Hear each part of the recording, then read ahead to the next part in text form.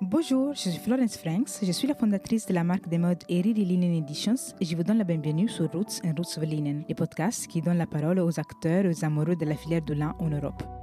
Le lin est une fibre rare, précieuse, qui raconte une histoire de patrimoine, de territoire, de savoir-faire et de liens à une terre vivante et généreuse. Le lin est la fibre aux racines anciennes qui a bien pris la route de l'innovation et du futur. Je vous invite à me rejoindre sur Instagram, @eriri_editions, ou sur Facebook, @eriri.linen. N'hésitez pas à laisser vos avis, vos commentaires et 5 étoiles si vous appréciez les podcasts. Place à présent à l'épisode du jour. Aujourd'hui, je reçois Alix Salmon, Category Manager chez Safilin. Depuis 1778, année de la fondation de la première entreprise Salmon, Safilin ne cesse pas d'innover dans la filière, mais toujours au cœur les mêmes valeurs humaines et environnementales. L'histoire de cette entreprise n'est pas seulement une histoire de famille, mais également, et Alix l'explique très bien, une histoire de travail en équipe. Oui, parce que c'est grâce aux 500 collaborateurs que Safilin a réussi à innover et à proposer un produit d'excellence à ses clients. Les 3 mots-clés de cet épisode seraient savoir-faire, territoire et qualité. Bonjour Alix. Bonjour. Merci beaucoup d'avoir accepté mon invitation. Avec plaisir. Pouvez-vous, s'il vous plaît, vous présenter? Alors, je m'appelle Alix Salmon et je suis catégorie manager chez Safilin, qui est une filature de lin. Je m'occupe essentiellement du développement d'une offre 100% lin, éco-responsable et totalement traçable, 100% européenne, à destination des marques. Pouvez-vous nous raconter l'histoire de Safilin? Alors, Safilin, c'est une filature de lin dont le siège social est basé à Sailly-sur-la-Lys, donc dans le nord de la France, à côté de Lille. Et nous avons 3 usines en propre qui sont basées en Pologne. Historiquement, nous avions nos usines dans le nord, donc à Armentières et Sailly-sur-la-Lys, mais on a dû délocaliser en Pologne dans les années 2000. Donc en fait, nous filons la fibre de lin depuis 300 ans. Nous avons actuellement donc 3 usines en propre, 2 filatures de fil au sec, servant à faire des articles d'ameublement plutôt, et une filature de fil au mouillé, servant essentiellement à faire du textile d'habillement.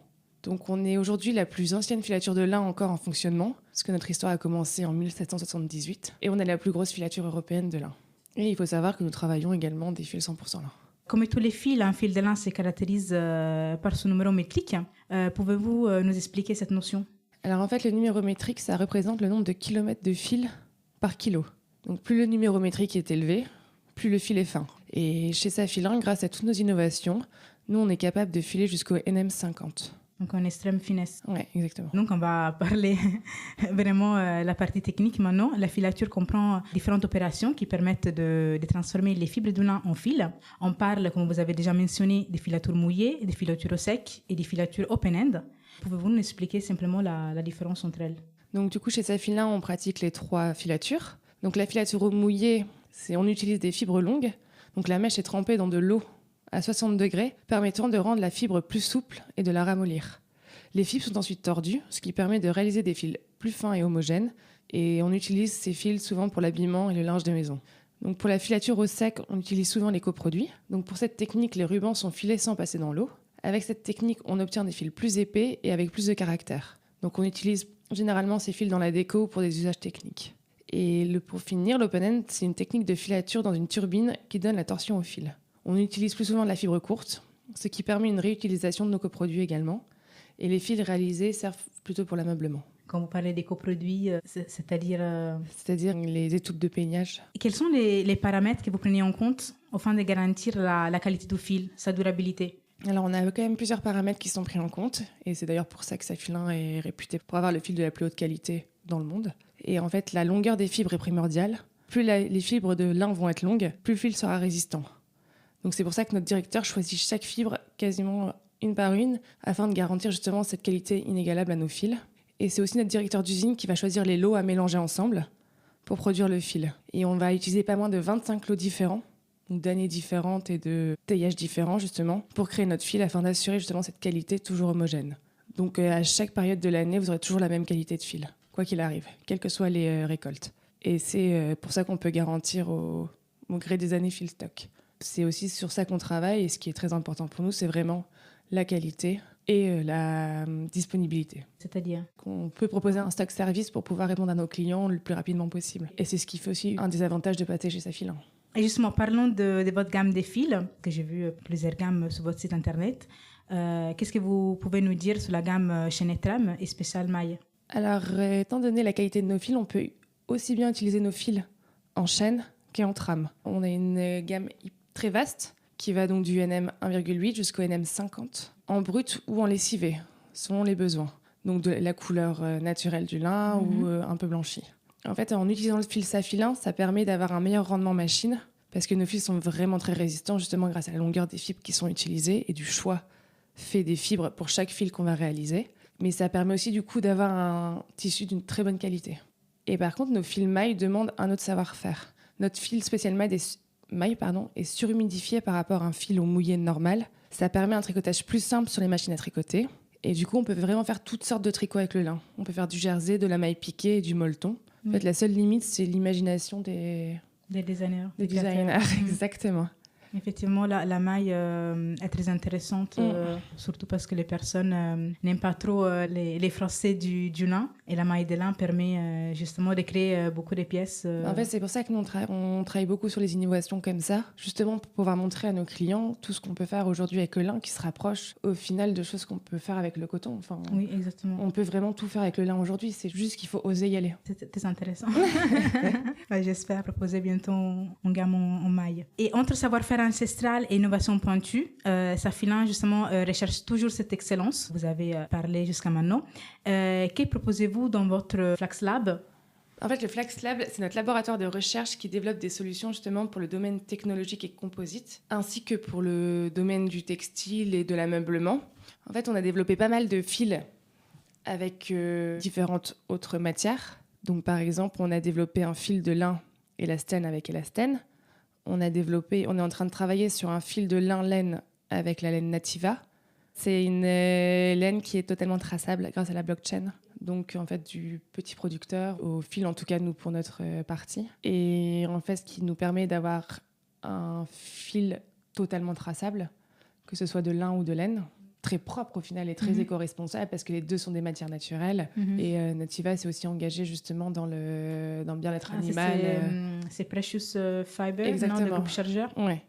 C'est exactement ça. C'est de la laine mérinos. Et en fait, on a décidé de travailler ensemble avec Déborah parce qu'on s'est dit que justement nos deux fils avaient vachement d'avantages, mais que le lin était malheureusement plus typé été et la laine plus typé hiver. Donc en faisant un mélange des deux, on arrive à travailler justement sur cette idée de garder une matière pour chaque saison en fait. Oui.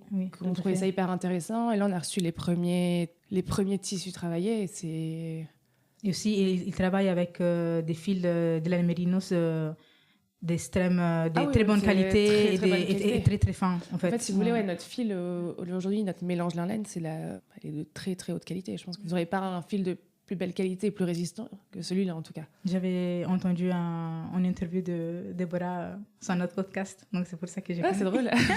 Voilà. Et ensuite, on a aussi développé un fil de lin polyamide, ce qui permet de limiter l'abrasion. On peut aussi faire du lin polyester. En fait, on est une entreprise qui dispose d'un savoir-faire ancestral sur le lin. Donc aujourd'hui, on est vraiment calé sur le lin. On connaît toutes ces potentialités, toute la technicité, tout le potentiel, tout ce qu'on peut faire avec, comment le travailler, on peut le rendre plus malléable. Et on reste quand même à la pointe de la technologie parce qu'on trouve ça hyper intéressant d'avoir sans cesse des nouvelles propositions de fils à apporter. Et justement, sur votre site internet, vous écrivez « Nous avons l'esprit de l'artisanat et la puissance de l'industrie ». Qu'est-ce que vous faites pour relever les défis de demain du secteur et quels sont justement les défis? Alors, pourquoi est-ce qu'on a l'esprit de l'artisanat? Parce qu'une filature de lin, ça demande un savoir-faire unique au monde. C'est le travail de l'homme et son savoir-faire sur le lin qui permettent à Safilin de pouvoir proposer les plus beaux fils de lin au monde. C'est un travail manuel pour le choix de la fibre. Vous n'allez pas voir le geste, mais notre directeur, quand il choisit les fibres, il les met dans sa main pour ressentir la chose. Et comme notre directeur d'usine, quand il fait les mélanges, il faut qu'il les voie, il faut qu'il les touche pour pouvoir juger du mélange à faire. En fait, on n'appuie pas juste sur un bouton et ça sort. C'est vraiment tout le temps à la main. Donc ça, c'est ce qu'on appelle de l'artisanat au final. Sauf qu'aujourd'hui, en plus, chaque fil est unique et il demande un travail méticulé de son fibre début vivante jusqu'à la fin, exactement. Et on a la puissance de l'industrie parce qu'on est propriétaire de 3 usines. Donc, comme tu disais, 2 au sec et 1 au mouillé. Et ce qui nous permet de pouvoir répondre aux demandes de nos clients rapidement et efficacement et sur des volumes industriels. On est capable de proposer aujourd'hui l'équivalent de 10 millions de chemises par an. On produit 2000 tonnes de fil au mouillé et on peut proposer 500 000 canapés sur le fil au sec. Donc c'est quand même pas mal. Oui. C'est quand même des belles quantités, mais on reste disponible pour nos clients et on a à cœur de pouvoir les suivre et les accompagner sur leurs projets. Parce que pour nous, c'est vachement important de développer le lin de défendre justement le lin comme une matière naturelle et vraiment éco-responsable. La matière du futur. Exactement. Et en plus, aujourd'hui, il y a des enjeux écologiques à prendre en compte dans le domaine du textile. Et en fait, de plus en plus de consommateurs recherchent des produits éco-responsables. Et on a l'avantage d'avoir le lin qui est une matière écologique par nature, donc de base. Et ensuite, le traitement qu'on fait au lin est naturel. Enfin, on ne fait pas de traitement sur le lin, c'est mécanique. Et on a la chance de l'avoir en grande majorité en France. Et donc de disposer d'un savoir-faire européen permettant sa transformation.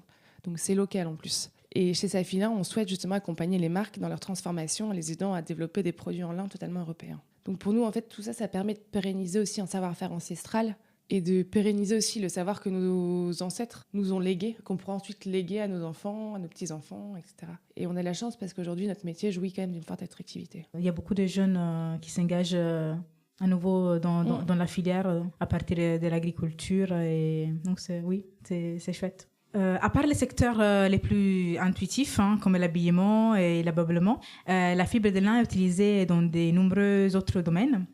Comment Safilin répond à ces besoins techniques, même si vous avez déjà mentionné? En fait, on n'a pas que ça. On a aussi une équipe d'ingénieurs textiles qui est justement dédiée aux applications composites et qui ont développé une gamme de solutions textiles comme des fibres, roving, du fil, du tissu, pouvant justement répondre aux besoins dans les domaines techniques et composites. Donc pour le médical, le ferroviaire, l'aéronautique, le naval, le sport, le loisir ou l'automobile. Et en effet, parce que le lin, c'est pas qu'une matière vertueuse, c'est une fibre technique, et en plus qui est plus légère que la fibre de verre et qui est très très résistante. Donc en fait, ça peut potentiellement se substituer aussi à la fibre de verre.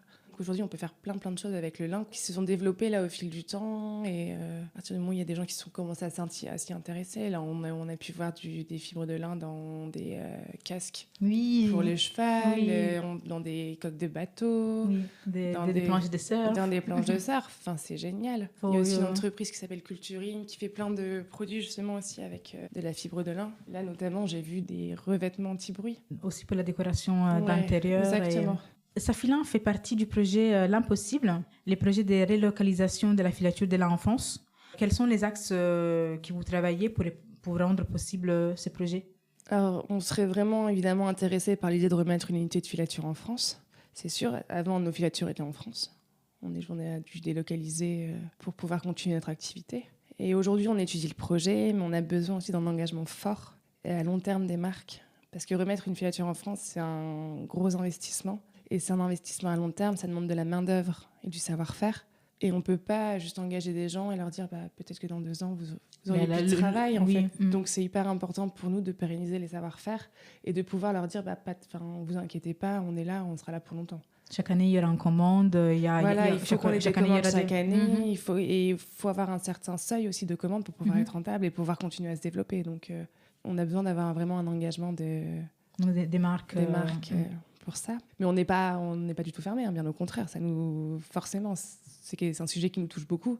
Mais aujourd'hui, on est quand même déjà européen. Donc on est vraiment à côté. La Pologne, c'est 1500 km. Mais c'est une filière européenne très active par rapport à d'autres matières textiles. Donc, Oui, très honnêtement, on a 1500 km. La Pologne, c'est un pays qui connaît très très bien le lin, qui le travaille très très bien aussi. Donc c'est aussi hyper intéressant au final. Donc, pour terminer, je pose toujours une question. Une idée reçue sur le lin que vous aimeriez briser? Moi, c'est sur la froissabilité. Oui. Effectivement, en tissu, le lin est plus froissable, mais comme d'autres matières, comme la viscose ou la soie. Donc, au final, on la repasse avec un bon fer à repasser et ça va. Il n'y a plus aucun problème. Et en plus, utilisé en tricot, la froissabilité s'estompe. Donc, honnêtement, on n'a pas besoin de repasser un t-shirt en jersey de lin. Et on peut aussi penser que le lin est toujours transparent, mais selon sa construction, il le sera plus ou moins. Là, sur moi, j'ai un t-shirt en lin. Pas du tout transparent. Non, je confirme. Il est bleu marine, mais il n'est pas transparent. En fait, selon le poids, selon la densité au mètre carré de la maille, ça sera plus ou moins... Donc, ça sera plus ou moins transparent. Au final, ça dépend du poids du t-shirt et de la densité de sa construction aussi. C'est mon analyse personnelle. Oui. C'est ce que j'ai remarqué sur les différents t-shirts en lin que j'avais. Et j'ai également des chemises en lin et je mets pas tant de temps que ça les repasser. Ok. Vraiment. Et après, pour tout ce qui est drap en lin, au final, on voit de plus en plus des draps un peu froissés, le drap en lin lavé. Et ça a son charme, en tout cas. Ouais. Très bien. À la toute dernière question, qui souhaiteriez-vous entendre sur les podcasts, bien évidemment, parler de lin? Et vous avez quand même pas mal de jeunes marques qui travaillent le lin, qui le travaillent très bien, notamment la marque Splice, ou qui la marque Qui Plus Est, et même la marque Keystone Project. Vous avez la marque Carus aussi qui a lancé des baskets en lin, ou même Ballot qui a lancé le sac en lin. Donc c'est hyper intéressant et c'est bien de voir des gens qui sont vraiment intéressés par la matière et qui veulent vraiment la mettre en valeur, c'est hyper important, et qui travaillent justement dans cette mouvance de Made in France, Made in Europe, pour remettre aussi cette filière au goût du jour et la mettre en avant en tout cas. Et après, vous pouvez aussi interroger Marie Demac de la CELC, qui pourra pas mal vous aiguiller aussi sur tout ce qui est matière. Oui, j'espère, bientôt. Et vous pouvez également interroger Olivier Ducatillon, de l'entreprise Le Maître de Mester, qui est un tisseur qui est vraiment spécialisé dans le lin, et qui pourra aussi pas mal vous répondre sur tout ce qui est sur le tissage du lin et tous les avantages qu'on a à travailler le lin. Très bien.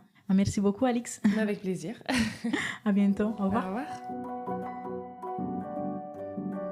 Merci d'avoir écouté cet épisode. J'espère que ça vous a plu. Sachez que vous pouvez retrouver toutes les références dans les notes. N'hésitez pas à me contacter sur Instagram ou Facebook pour me laisser votre avis et vos suggestions. À très vite pour un prochain épisode. Et d'ici là, tissez des liens.